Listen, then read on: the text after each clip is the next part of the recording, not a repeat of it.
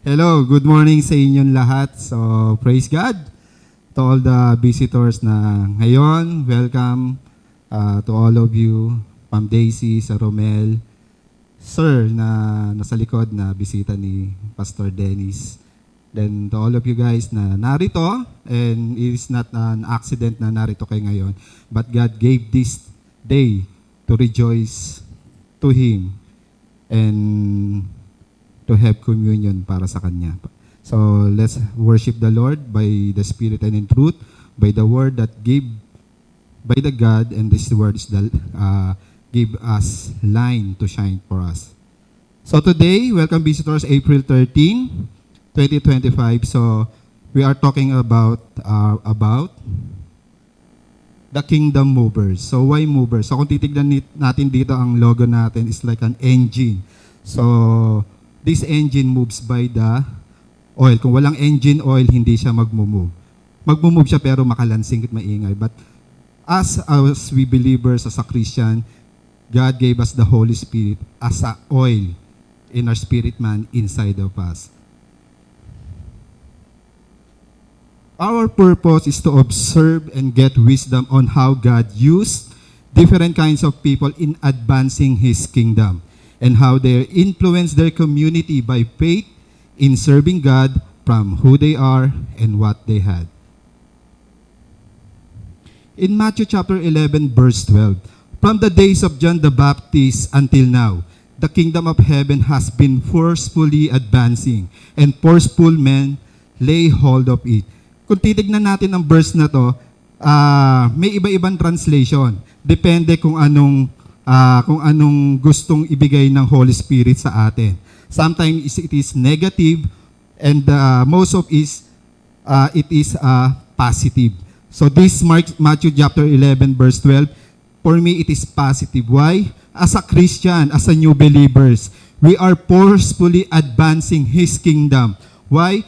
As we heard the word of God, nagkakaroon tayo ng eagerness, the determination, para to push forward and actively work in the kingdom of God. Sabi nga sa example may mga politiko na nagbibigay ng ayuda. Maraming nagpo-forcefully na pumila, kumuha ng ayuda, pero walang gustong kumuha dahil gusto nila bumabagsak lang sa kanila yung pera. But yung nakarinig ng magandang balita ay siya pang nagkakaroon ng eagerness na pumunta to forcefully advance, kunin kung anong gusto nilang makuha. Sometimes sa mga Christian, they hear the word of God, nag-aantay lang ng blessings na bumaba sa kanila. Like the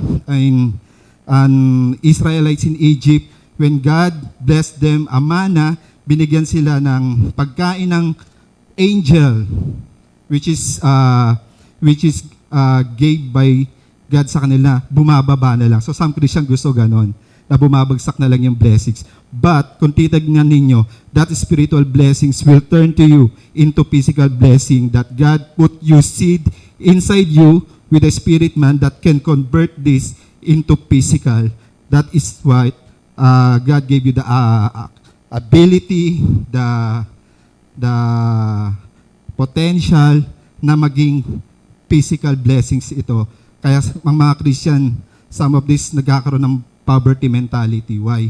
Dahil gusto nila ng blessing ni God automatic. Hindi na sila nag-work. So, faith without action is dead, and action without faith is dead also. Alam mo, kinakabahan ako Sabi ni, every time na kinakabahan, the Spirit is ready. So in our outline, April 6, 2025 for the last topic, series number 1, Dr. Luke and Attorney Zenas. Series number 2, John, Mark, and Boy, which is today. And series number 3, Joanna, Susana, and Lydia. Series number 4, Holy Spirit, and Mrs. Philate. For today's is series number 2, John, Mark, and Boy, a young and curious-oriented kingdom movers. So kilalanin natin sila. Sometimes, itong mga Bible character, hindi sila madalas binabanggit sa Bible, but kung titignan ninyo, sila yung kingdom movers na ipinapakilala sa atin as a Christian na ganun din tayo. Meron din tayong ups and downs as a Christian. As a Christian o sa believers. So let's talk about the number 1, John Mark, the young evangelist. In Acts chapter 12, verse 25, when Barnabas and Saul had finished their mission, they returned from Jerusalem, taking with them John, also called Mark.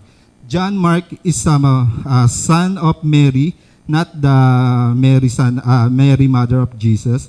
So si John Mark yung kasama ni Barnabas. Usually si John Mark is isa sa cousin ni Barnabas, na which is indicated in the Colossians chapter 4 verse 10.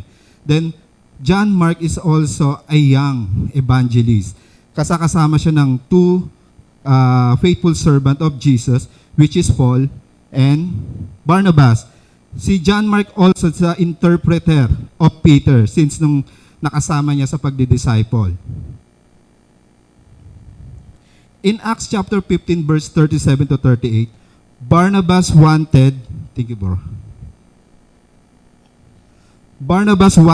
John Mark to accompany them, while Paul was opposed because he had deserted Paul and Barnabas on an earlier journey.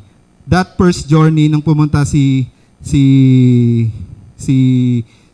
Paul and Barnabas, kasama nila si John Mark sa I think Cyprus, or then after that iniwan sila ni John Mark sa Parphalia, which is he decided to go back to Jerusalem. Then si Paul and Barnabas, then this led to a sharp disagreement between Paul and Barnabas, causing them to part ways. Paul and Silas traveling through the Syria and Cilicia, and Barnabas and John Mark sailing for Cyprus. So makikita nyo rito si John Mark, after ng first journey, nagkaroon siya ng eagerness to serve God. But nagkaroon din siya ng down in his spiritual maturity. Si John Mark ay naka-experience ng homesick. So as a Christian, we have different kind of homesick na na-experience natin. We are eagerness to move forward to share the gospel of kingdom of God, but nagkakaroon din tayo ng homesick. In biblical meaning, it emphasizes the lack of spiritual maturity. So sometimes ang Christian willing to serve, willing to give, willing to offer, willing to give what they want, their resources, their offering, their time, their ability. But sometimes, kapag dumating na yung homesick, or which is yung longing with the spirit, with the worldly system, bumabalik tayo. So Lord, I accept you to be our Lord and Savior. I will follow you. But the time na nagkaroon ng testing and trials, like the Israelites, gustong bumalik sa Egypt. Dahil doon sa Egypt, meron silang comfort zone. Meaning to say, although na slaves sila to work for the Egyptian, but nagkakaroon sila ng comfort zone doon kasi nga nakakapag-rest din sila at nakakain ng masarap. Kaya nga nasa wilderness sila, hinahanap nila kay Moses yon. Moses, dinala mo ba kami rito sa wilderness parang patayin? Wala bang libingan doon para doon kaming ilibing? Dinala mo pa kami rito para dito kami mamatay? So sometimes ganon. Lord, we serve you. We offer you our resources and time. But in times of testing and trials, bumabalik tayo, nandun na naman tayo na para tayong Israelites na paikot-ikot sa wilderness. So, we need to empower our spirit so that our spiritual maturity nagle-level up. In 1 Corinthians chapter 13, we think like a child, we talk like a child, we reason like a child, but as we now as an adult, we push away all the childishness. Oh, thank you, Pastor. Ang hirap mag-memorize. So in Ephesians chapter 4, sabi, we are now in adult. We we are immature in the God Spirit. So dapat lagi tayong matured, hindi tayo laging childish. So although the kingdom of heaven is upon the children. So mamaya maano natin yan, matatakil natin yan. Sana wala. Okay. In Romans chapter 8, verse 18, "For I consider that the suffering of these present times are not worthy to be compared with the glory which shall be revealed in us." So yun nga, sinabi natin na kapag nandiyan ang testing trials, bumabalik tayo sa gusto natin, pero hindi natin nakikita beyond that testing and trials kung anong magandang ibinigay sa atin o ini-prepare sa atin ni God para sa atin. So sometimes nakatingin lang tayo, kaya nga sabi sa atin, we are living by faith and not by sight. Sometimes we are living in our sight and not the faith that God has a better plan, has a better future, and a better plan for us na nakaprepare sa atin in the future. So, God is so sovereign God. He knows. God is omniscient, omnipotent, and omnipresent. Alam niya lahat kung ano yung better plan sa atin. So, I just want to share this to you na that time na nasa meron ako pine-prepare na isang small project nga. Sabi ko nga, God is great, God is good. For this na makapag tayo in finances. But ang devil talaga napakagaling mag-trap. But I know that God has a better plan because God has a best plan for me na this opportunity. Sabi ko kay Pastor, Lord, Pastor, nasa spiritual attack ako. May sakit ako. Ngayon nga na God is great dahil nandito ako to stand to you. Then I have finances attack, then an opportunity na which is na-prefer na alam mo na akala mo na ito na on that day.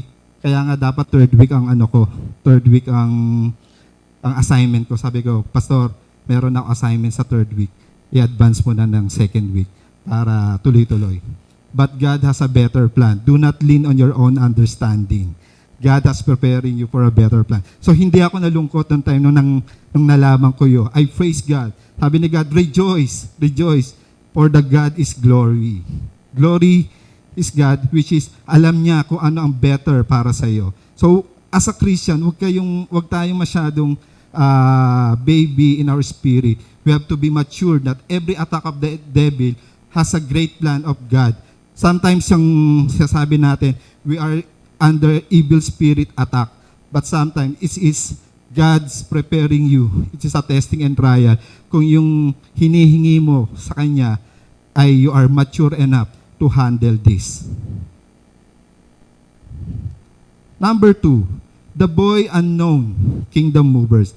So ito, hindi natin napapansin about the boy which is in nasa John chapter 6 verse 5 to 7. When Jesus looked up and saw a great crowd coming toward him, he said to Philip, "Where shall we buy bread for these people to eat?" He asked this only to test him, for he already had in mind what he was going to do. Philip answered him, "I would take more than half a year's wages to buy enough bread for each one to have bite." Another of his disciples, Andrew, Simon Peter's brother, spoke up. "Here is a boy with 5 small barley loaves and 2 small fish. But how far will they go among so many?" Kung titignan ang scriptures na to, may kita ninyo na God is all-knowing. Alam niya kung ano yung nangyayari. So tinanong niya ang kanyang disciples na that times na nagkaroon ng compassion si Jesus Christ about the 5,000, not included pa yung women and the children on that 5,000. It indicated only the men, the 5,000 men na nagkaroon siya ng compassion kasi nga magtatakip silim na naawa siya sa mga tao dahil maghapon niya kasama sa kanyang ministry and nagpe-perform siya ng mga miracles to see na Jesus is God na He can sustain, He can do everything. Then tines ni Jesus ang kanyang mga disciple kung ano ang magiging reaction nila about sa tanong ni Jesus Christ. So, sabi ni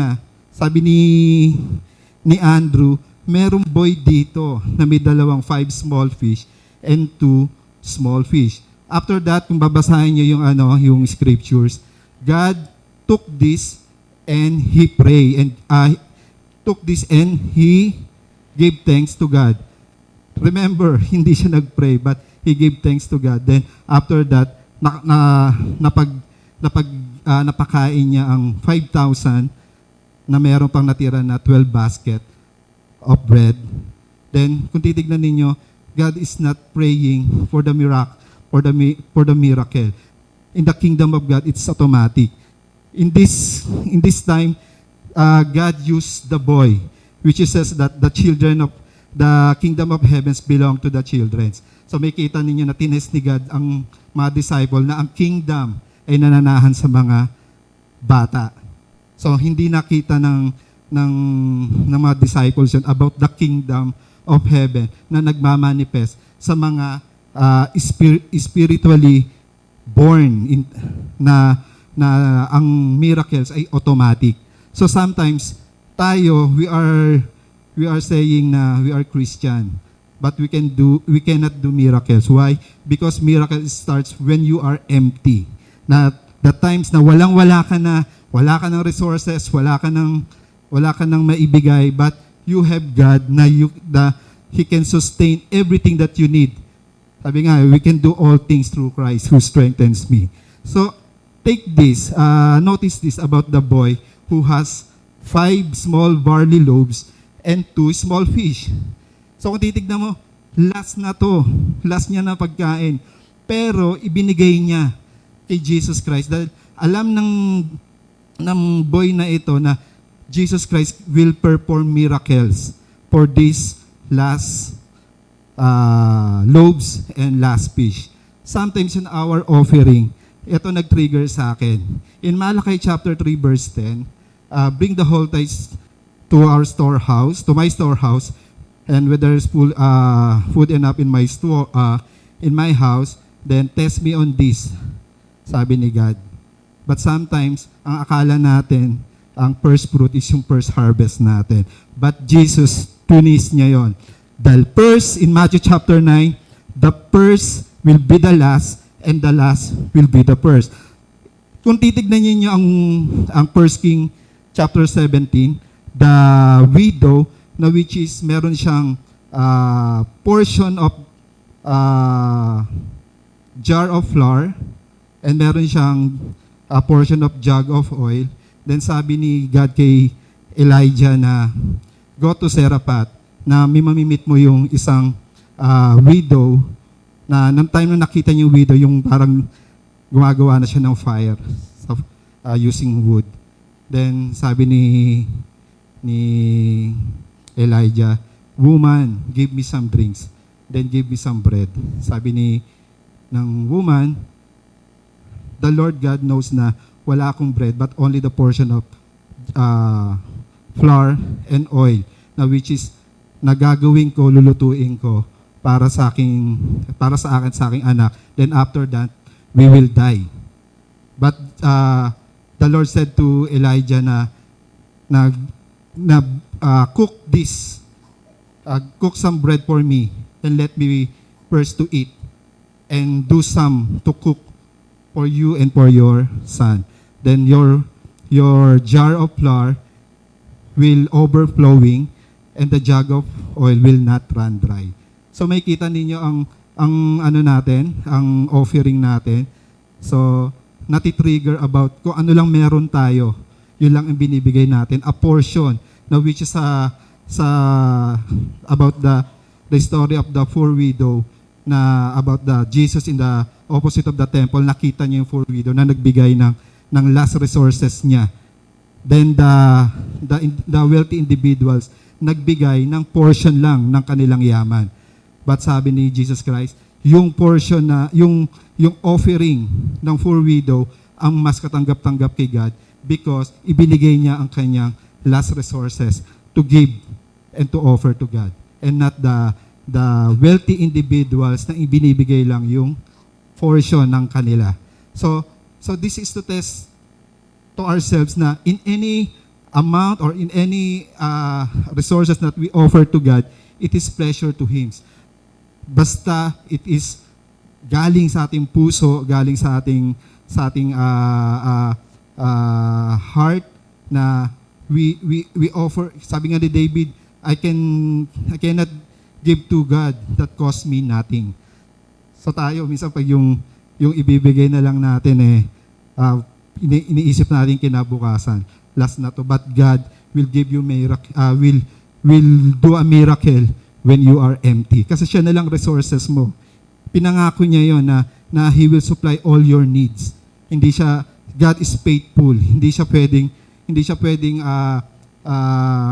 mawala dun sa kanyang pinangako sa atin. In Matthew chapter 19, verse 4, ito nga, let the little children come to me and do not hinder them, for to such belongs the kingdom of heaven. In Matthew chapter 19, verse 26, but Jesus beheld them and said unto them, with man this is impossible, but with God all things are possible. Nothing is impossible to God. If we offer our heart, our soul, and our mind to Him with true worship in spirit and in truth, God will bless us abundantly. So, ang bilis. Application question. Sa palagay mo, ilang taon ang tamang edad para maging isang kingdom movers? Sa message natin ngayon, ano ang hinihingi ng Holy Spirit sa iyo? So this application question will be answered in our D group. So, thank you and God bless us all.